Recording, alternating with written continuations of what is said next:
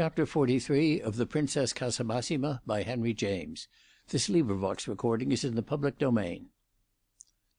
"My child, you are always welcome," said Eustache Poupin, taking Hyacinth's hand in both his own and holding it for some moments. An impression had come to our young man immediately that they were talking about him before he appeared, and that they would rather have been left to talk at their ease.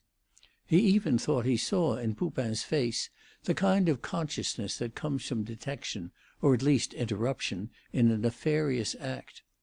With Poupin, however, it was difficult to tell. He always looked so heated and exalted, so like a conspirator defying the approach of justice. Hyacinth contemplated the others. They were standing as if they had shuffled something on the table out of sight, as if they had been engaged in the manufacture of counterfeit coin. Poupin kept hold of his hand. The Frenchman's ardent eyes, fixed, unwinking, always expressive of the greatness of the occasion, whatever the occasion was, had never seemed to him to protrude so far from his head. "Ah, my dear friend, nous causions justement de vous," Eustache remarked, as if this were a very extraordinary fact. "Oh, nous causions," his wife exclaimed, as if to deprecate an indiscreet exaggeration. "One may mention a friend, I suppose, in the way of conversation, without taking such a liberty." "A cat may look at a king, as your English proverb says," added Schinkel jocosely. He smiled so hard at his own pleasantry that his eyes closed up and vanished, an effect which Hyacinth, who had observed it before, thought particularly unbecoming to him, appearing as it did to administer the last perfection to his ugliness. He would have consulted his interests by cultivating immobility of feature. "Oh, a king, murmured Poupin, shaking his head up and down. "That's what it's not good to be, au point où nous en sommes." "I just came in to wish you good night," said Hyacinth. "I'm afraid it's rather late for a call, though Schinkel is here." "It's always too late, my very dear, when you come," the Frenchman rejoined. "You know if you have a place at our fireside." "I esteem it too much to disturb it," said Hyacinth, smiling and looking round at the three. "We can easily sit down. We are a comfortable party. Put yourself beside me." And the Frenchman drew a chair close to the one at the table that he had just quitted. "He has had a long walk. He is tired. He will certainly accept a little glass," Madame Poupin announced with decision, moving toward the tray containing the small gilded liqueur service. "We will each accept one, ma bonne. It is a very good occasion for a drop of fine," her husband interposed, while Hyacinth seated himself in the chair his hostess designated. Schinkel resumed his place, which was opposite. He looked across at Hyacinth without speaking, but his long face continued to flatten itself into a representation of mirth. He had on a green coat, which Hyacinth had seen before. It was a garment of ceremony, such as our young man judged it would have been impossible to procure in London or in any modern time. It was eminently German and of high antiquity, and had a tall, stiff, clumsy collar, which came up to the wearer's ears and almost concealed his perpetual bandage. When Hyacinth had sat down, Eustache Poupin did not take possession of his own chair, but stood beside him, resting his hand on his head. At that touch something came over Hyacinth, and his heart sprang into his throat. The idea that occurred to him, conveyed in Poupin's whole manner as well as in the reassuring intention of that caress, and in his wife's uneasy, instant offer of refreshment, explained the embarrassment of the circle, and reminded our young man of the engagement he had taken with himself to exhibit an extraordinary quietness when a certain crisis in his life should have arrived. It seemed to him that this crisis was in the air, very near, that he should touch it if he made another movement. The pressure of the Frenchman's hand, which was meant as a solvent, only operated as a warning. As he looked across at Schinkel, he felt dizzy and a little sick. For a moment, to his senses, the room whirled round. His resolution to be quiet appeared only too easy to keep. He couldn't break it even to the extent of speaking.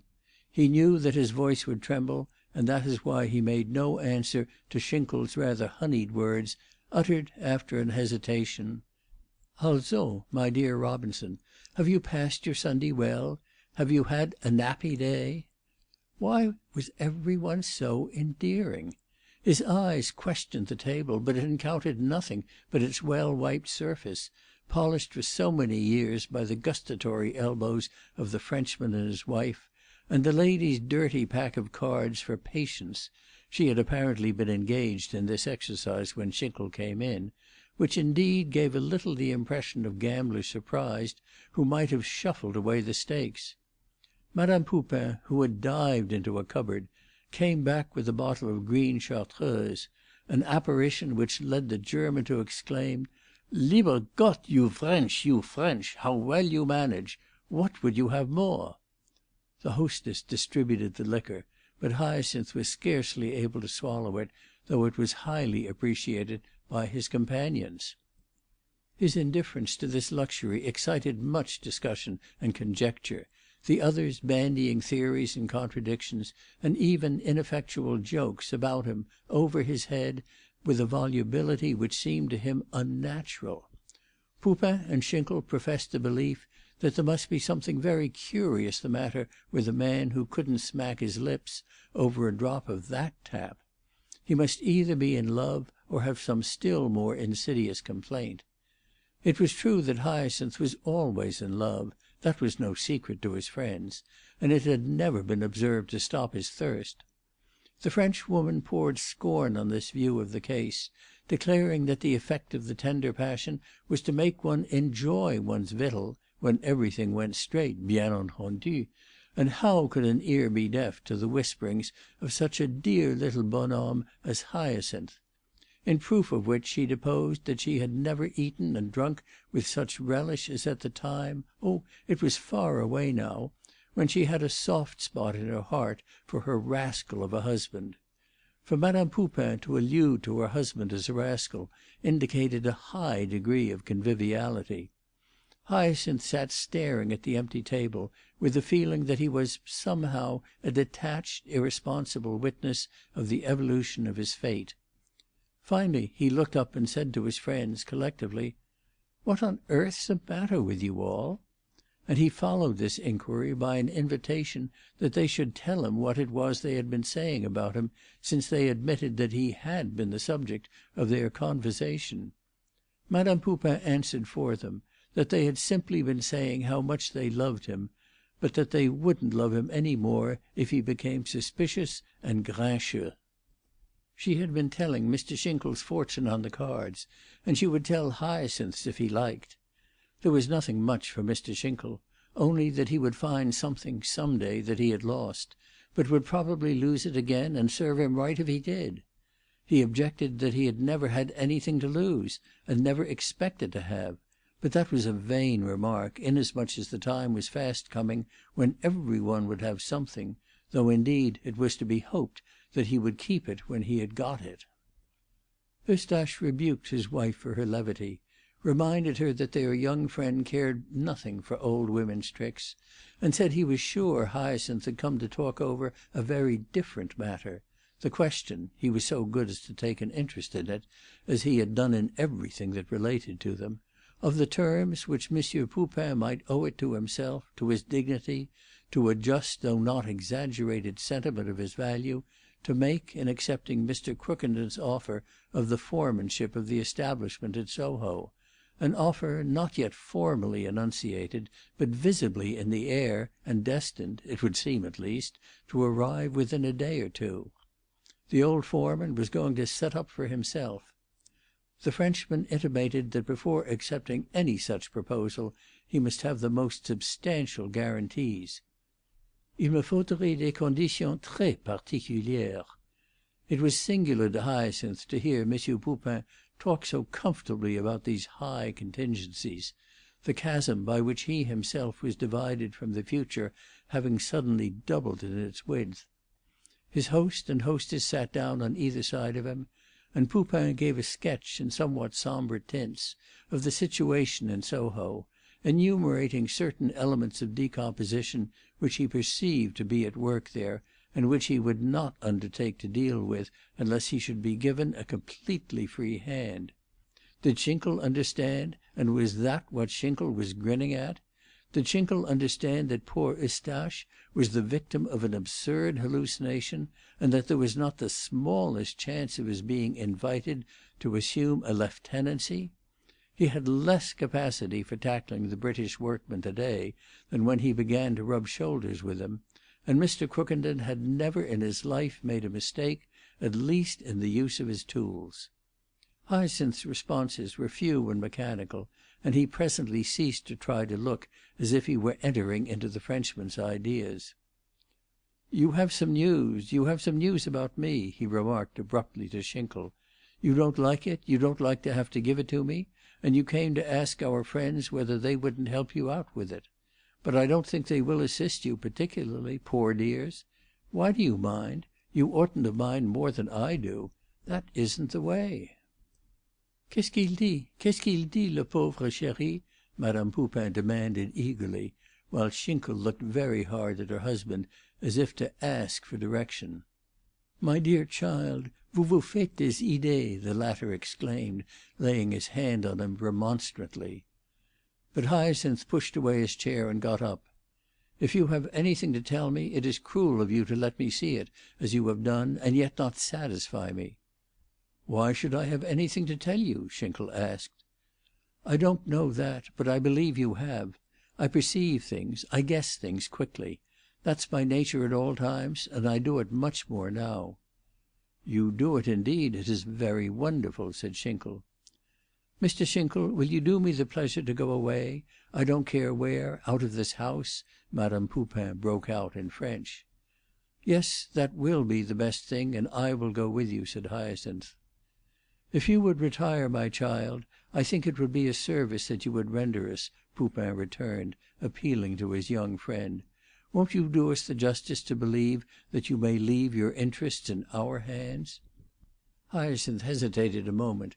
It was now perfectly clear to him that Schinkel had some sort of message for him, and his curiosity as to what it might be had become nearly intolerable. "I am surprised at your weakness," he observed, as sternly as he could manage it, to Poupin. The Frenchman stared at him an instant, then fell on his neck. "You are sublime, my young friend, you are sublime." "Will you be so good as to tell me what you are doing with that young man?" demanded Madame Poupin, glaring at Schinkel. "It's none of your business, my poor lady," Hyacinth replied, disengaging himself from her husband. "Schinkel, I wish you would walk away with me." "Calmons-nous, entendons-nous, expliquons-nous. The situation is very simple," Poupin went on. "I will go with you if it will give you pleasure," said Schinkel, very obligingly to Hyacinth. "Then you will give me that letter first," Madame Poupin, erecting herself, declared to the German. "My wife, you are an imbecile," Poupin groaned, lifting his hands and shoulders and turning away. "I may be an imbecile, but I won't be a party. No, God help me, not to that," protested the Frenchwoman, planted before Schinkel as if to prevent his moving. "If you have a letter for me, you ought to give it to me," said Hyacinth to Schinkel. "You have no right to give it to any one else." "I will bring it to you in your house, my good friend," Schinkel replied, with a little wink that seemed to say that Madame Poupin would have to be considered. "Oh, in his house, I'll go to his house," cried the lady.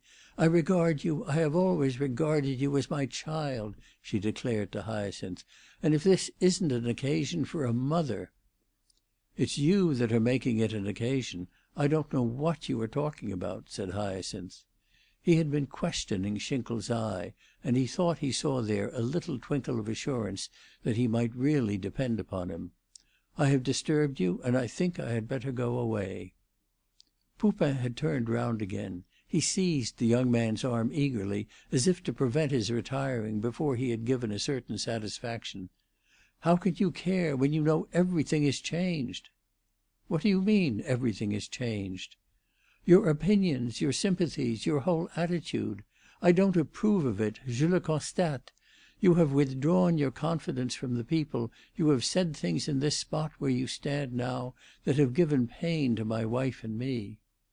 "If we didn't love you, we should say that you had betrayed us," cried Madame Poupin quickly, taking her husband's idea. "Oh, I shall never betray you," said Hyacinth, smiling. "You will never betray us. Of course you think so. But you have no right to act for the people when you have ceased to believe in the people. Il faut être conséquent, nom de Dieu," Poupin went on. "You will give up all thoughts of acting for me. Je ne permets pas ça," explained his wife. "It is probably not of importance, only a little fraternal greeting," Schinkel suggested soothingly. "We repudiate you, we deny you, we denounce you," shouted Poupin, more and more excited. "My poor friends, it is you who have broken down, not I," said Hyacinth. "I am much obliged to you for your solicitude, but the inconsequence is yours. At all events, good night." He turned away from them, and was leaving the room when Madame Poupin threw herself upon him, as her husband had done a moment before, but in silence, and with an extraordinary force of passion and distress. Being stout and powerful, she quickly got the better of him, and pressed him to her ample bosom in a long, dumb embrace. "I don't know what you want me to do," said Hyacinth, as soon as he could speak. "It's for me to judge of my convictions." "We want you to do nothing, because we know you have changed," Poupin replied. "Doesn't it stick out of you in every glance of your eye and every breath of your lips? It's only for that, because it alters everything." "Does it alter my engagement? There are some things in which one can't change. I didn't promise to believe; I promised to obey." "We want you to be sincere, that's the great thing," said Poupin edifyingly. "I will go to see them. I will make them understand." "Ah, you should have done that before," Madame Poupin groaned. "I don't know whom you are talking about, but I will allow no one to meddle in my affairs." Hyacinth spoke with sudden vehemence. The scene was cruel to his nerves, which were not in a condition to bear it. "When it is Hoffendahl, it is no good to meddle," Schinkel remarked, smiling. "And pray, who is Hoffendahl, and what authority has he got?" demanded Madame Poupin, who had caught his meaning. "Who has put him over us all, and is there nothing to do but to lie down in the dust before him? Let him attend to his little affairs himself, and not put them off on innocent children, no matter whether they are with us or against us." This protest went so far that, evidently, Poupin felt a little ashamed of his wife. "He has no authority but what we give him, but you know that we respect him, that he is one of the pure, ma bonne. Hyacinth can do exactly as he likes; he knows that as well as we do. He knows there is not a feather's weight of compulsion; he knows that, for my part, I long since ceased to expect anything from him." "Certainly there is no compulsion," said Schinkel. "It's to take or to leave; only they keep the books." Hyacinth stood there before the three with his eyes on the floor. "Of course I can do as I like, and what I like is what I shall do. Besides, what are we talking about with such sudden passion?" he asked, looking up. "I have no summons, I have no sign. When the call reaches me it will be time to discuss it. Let it come or not come, it's not my affair." "Certainly it is not your affair," said Schinkel. "I can't think why Monsieur Paul has never done anything all this time, knowing that everything is different now," Madame Poupin exclaimed. "Yes, my dear boy, I don't understand our friend," her husband remarked, watching Hyacinth with suspicious, contentious eyes. "It's none of his business any more than ours. It's none of any one's business," Schinkel declared. "Muniment walks straight. The best thing you can do is to imitate him," said Hyacinth, trying to pass Poupin, who had placed himself before the door. "Promise me only this, not to do anything till I have seen you first," the Frenchman begged, almost piteously. "My poor old friend, you are very weak." And Hyacinth opened the door in spite of him, and passed out. "Ah, well, if you are with us, that's all I want to know," the young man heard him say, behind him, at the top of the stairs, in a different voice, a tone of sudden exaggerated fortitude. Chapter 44